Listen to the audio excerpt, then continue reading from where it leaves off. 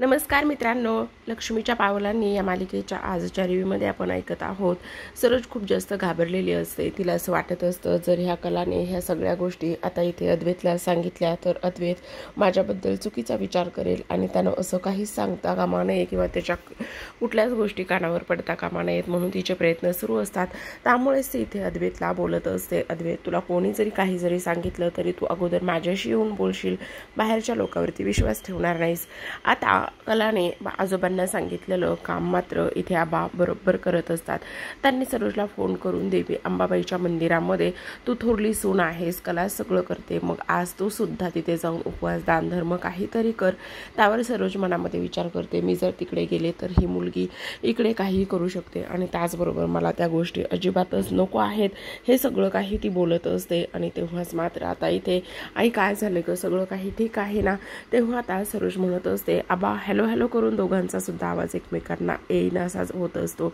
तर आता इकडे दुसऱ्या बाजूला जो काही निलेश आहे, निलेशने सोहमला फोन करून एका कॅफे स्टॉलमध्ये बोलवलेलं असतं आणि तिथे गेल्याच्या नंतर तू कुठे आहेस रे, अरे मी तुझ्याच पाठीमागे आहे असं म्हणून दोघे मित्रसुद्धा खूप दिवसांनी भेटत असतात. आता मित्र कमी आणि यामध्ये खूपच मोठं गुपित असतं किंवा खूपच मोठा धमाका यांच्यामध्ये होणार असतो. हा निलेश मात्र अनामिकाला मिळालेला असतो आणि अनामिका मात्र आता इथे तिच्या कॉलेजमध्ये कशा पद्धतीने सोहम वागलेला आहे, कसं तिला टाळलेला आहे, ह्याचा सगळा बदला घेण्यासाठी तिने निलेशची मदत घेतलेली असते.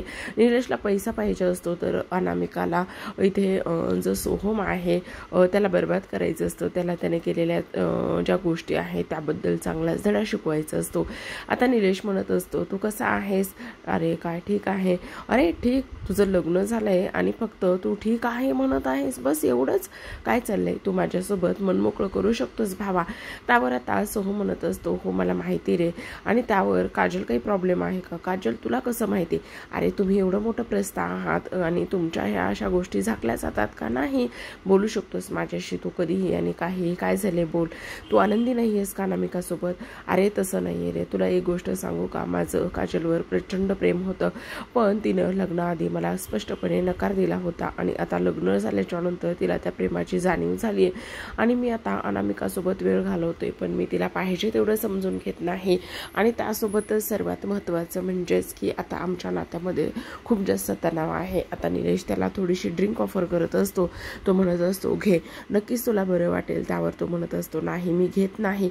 अरे घे रे, मन मोकळं होईल तुला आणि अशा सिच्युएशनमध्ये थोडंसं घ्यायचं असतं.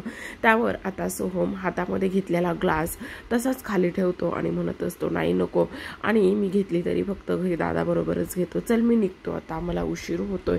आता मात्र निलेशने त्याला ड्रिंक ऑफर केलेली असते. एवढं सगळं काही करून पाहिलेलं असतं पण सोहम काही त्याच्या हाती गावलेला नसतो. तो बोलत असतो, आत्ता फक्त ग्लास हातात घेतलायस पण नक्कीच नेक्स्ट टाइमला तो तोंडापर्यंत जाईल याची खबरदारी ह्या निलेशची. आता इकडे संगीताच्या घरी म्हणजेच की खरेंकडे जोगदीनबाई आलेल्या असतात आणि जोगदीनबाई आल्याच्या नंतर संगीता धावतच येते. संगीता धावतच आल्याच्या नंतर त्यांच्या पाया पडते आणि तेव्हा जोगदीनबाई विचारत असतात, काय मग सगळं काही ठीक आहे ना, आणि त्याचबरोबर तू खूप भाग्यवान आहेस, तुझ्या घरी लक्ष्मीने जन्म घेतलेला आहे आणि तुझ्या घरी जी लक्ष्मी आहे तिच्या आयुष्यामध्ये आता खूप काही उलटपालट होणार आहे आणि खरं पाहायला गेलं तर ती साक्षात लक्ष्मीच आहे.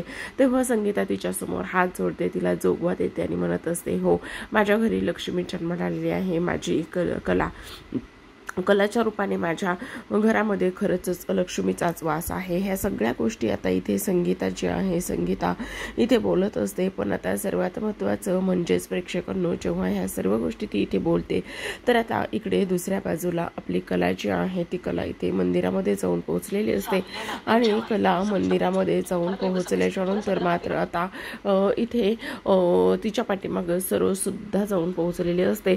आणि तू इथे काय करतेस, तेव्हा आता कला म्हणत असते, हो मी इथे आलेली आहे कारण मीच तुम्हाला इथे आबांना फोन करून बोलावून घेतलेला आहे आणि मला तुमच्याशी खूप महत्त्वाच्या विषयावर बोलायचं आहे. काय बोलायचं आहे तुला आता माझ्याशी. तेव्हा कला म्हणत असते, सरोज मॅडम, आई अंबाबाईच्या साक्षीने मी तुम्हाला एक प्रश्न विचारणार आहे आणि त्यावर आता इथे मला एक गोष्ट सांगा, हिऱ्यांची अफरातफर आणि हिऱ्यांमध्ये जे काही तुम्ही इथे बदल किंवा हे सगळं काही गोष्टी इथे करून आणलेल्या आहेत, ह्या सगळ्या काही तुम्हीच घडून आणलेल्या आहेत आहेत हे सुद्धा तेवढंच जास्त बरोबर आहे ना. त्यावर आता इथे ती बोलत असते, हे विचारणारी तो कोण आणि तू मला जाब विचारत आहेस का? त्यावर आता कला म्हणत असते, मी तुला जाब अजिबातच विचारत नाहीये आणि कला म्हणत असते, मी तुम्हाला अजिबातच जाब विचारत नाहीये, पण मला हे जाणून घ्यायचं आहे की हे सगळं तुम्ही का आणि कशामुळे केलेलं आहे. ह्या सगळ्या गोष्टी तुम्ही मुद्दामून केलेल्या आहेत का? आणि त्याचबरोबर तुम्हाला एक गोष्ट कळते का की हे सगळं कशा पद्धतीने केलेलं आहे आणि त्याचबरोबर ह्या सगळ्या गोष्टींना तुम्ही मुळे तुमच्या मुलाला किती त्रास होतो हे तर तुम्ही विसरलातच आहात. आता मात्र इकडे जोगदीनबाईने सांगितलेलं असतं की तुझ्या मुलाला खूप जास्त त्रास होतोय. तेव्हा काय त्रास होतोय हा प्रश्न आता इथे जी काही आपली संगीता आहे तिला पडलेला असतो आणि त्यामुळे तुझ्या मुलीच्या आयुष्यामध्ये खूप काही मोठं वादळ येणार आहे, संकट येणार आहे. आणि तेव्हाच मात्र आता असं बोलूनच जोगदीन आता तिथून निघून गेलेली असते. इथे मात्र संगीताला खूपच मोठं टेन्शन आलेलं असतं की माझ्या कलेच्या आयुष्यामध्ये हे सगळं काय चाललेलं आहे आणि त्यासोबतच असं व्हायला नकोय, कारण काही जरी झालं तरी सुद्धा माझी जी काही कला आहे कला ही एक नंबरची माझी घरातली लक्ष्मी आहे आणि त्या पोरीच्या आयुष्यामध्ये हे सगळं व्हायला नकोय असंच इथे आता संगीता प्रार्थना करत असते. तर कला म्हणत असते, नाही सरोज मॅडम, तुम्हाला माझं आज ऐकून घ्यावंच लागणार आहे, कारण तुम्ही माझ्यामध्ये आणि अद्वैतमध्ये द्वेष निर्माण करण्यासाठी, त्याचबरोबर अद्वैतने फक्त आणि फक्त इथे माझा तिरस्कार करावा म्हणून ह्या सगळ्या काही गोष्टी तुम्ही इथे घडून आणलेल्या आहेत. बरोबर ना? अगदीच बरोबर आहे. मला तरी असंच वाटत आहे, कारण सरोज मॅडम, तुम्हाला कळतंय का, तुम्ही माझ्या आणि ह्या सगळ्या गोष्टींमध्ये तुम्ही अद्वैतचं, चांदेकर ज्वेलर्सचं किती मोठं नुकसान केलेलं आहे. मी जेव्हापासून घरामध्ये आले तेव्हापासून मी पाहते ना, तुम्ही माझा प्रत्येक वेळी रागराग केलाय, तिरस्कार केलाय. मी पण प्रत्येक वेळी मी त्या गोष्टी इथे डावलण्याचा आणि त्या सगळ्या गोष्टी इग्नोर करण्याचा प्रयत्न केलेला आहे. पण असं सरोज मॅडम तुम्ही का आणि कशासाठी केलेलं आहे एक गोष्ट मला कळत नाही. मान्य आहे तुम्ही माझा रागराग करता आणि त्यासोबतच आता सुद्धा तेच केलेलं आहे. सारडा कंपनीचे इथे तुम्ही हे सगळं तुम्ही स्वतः घडून आणलं आणि त्याचा आरोप माझ्यावर यावा, त्याचबरोबर अद्वैत माझ्यावर चिडावा, ह्या सगळ्या गोष्टी तुम्ही घडून आणल्यात. पण हे सगळं काही कशामुळे होतंय, तर सूरज मॅडम तुम्ही स्वतःच्या मुलाचंच नुकसान करून घेत आहेत. ह्या सगळ्या गोष्टीमुळे त्याला किती त्रास होतोय, तो किती टेन्शनमध्ये आहे, ह्या गोष्टी तुम्हाला इथे समजत नाही आहेत का, असं सुद्धा आता इथे कला सरोजला बोलत असते. पण सरोजला मात्र ह्या कुठल्याच आणि कसल्याच गोष्टीचं काहीच पडलेलं नसतं. त्यावर आता कला म्हणत असते, हो सरोज मॅडम, मी अगदीच बरोबर बोलत आहे आणि आता मला हे सगळं काही तुम्हाला सांगायचं होतं आई अंबाबाईच्या साक्षीने, म्हणूनच मी तुम्हाला इथे बोलावून घेतलं होतं आणि माझं सांगून झालेलं आहे.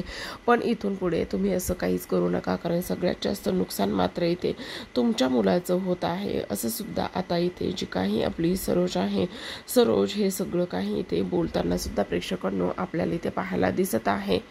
मला सगळं माहिती आहे सरोज मॅडम, तुम्ही अद्वैतच्या हातामध्ये घटस्फोटाचे कागद तुम्हीच दिले होते ना, पण मी तुम्हाला याबद्दल काहीच विचारणार नाहीये किंवा मला ते जाणून सुद्धा घ्यायचं नाहीये, कारण कान भरून विश्वास बदलण्यावर माझा अजिबातच विश्वास नाहीये, असं सुद्धा आता कला इथे बोलत असते.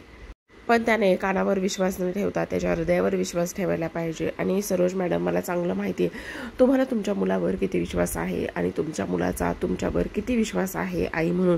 पण जेव्हा ही गोष्ट त्यालाही कळेल की ह्या सगळ्या गोष्टी मागे तुम्ही आहेत आणि तुम्ही या सगळ्या गोष्टी केलेल्या आहेत, तेव्हा मात्र काय होईल काय नाही याचा विचार तुम्ही केलेला आहे का, असं म्हणूनच कला देवी आईकडे हात जोडत असते.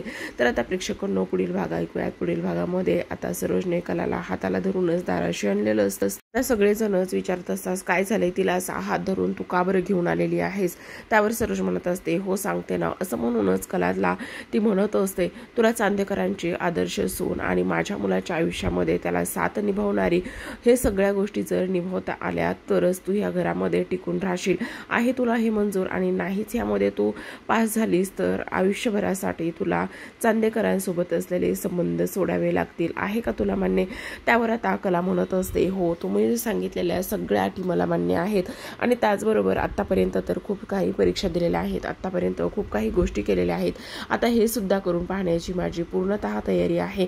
असं म्हणूनच आता मात्र कलाने इथे सरोजला हातात दिलेला असतो आणि तिला वचन दिलेलं असतं की ठीक आहे तुम्ही म्हणाल तसंच. असं म्हणूनच आता मात्र कलाने लक्ष्मीच्या पावलांनी या घरामध्ये, या चांदेकरांच्या घरामध्ये पुन्हा एकदा प्रवेश केलेला असतो. तर काय वाटतं प्रेक्षकांनो, आता कलासमोर कुठल्या आव्हाने येतील आणि सरोज एवढं सहजासहजी आयुष्य चांदेकरच्या म्हणजेच अद्वैतच्या आयुष्यामध्ये तिला टिकू देईल का? आणि अद्वैत आता खरं तर तिला पाहिल्याच्या नंतर खूप जास्त खुश झालेला असतो, पण त्याचा हा आनंद कला मात्र कसा मिळवेल आणि त्यासोबतच सरोजचा विश्वास पुन्हा एकदा कसा मिळवेल?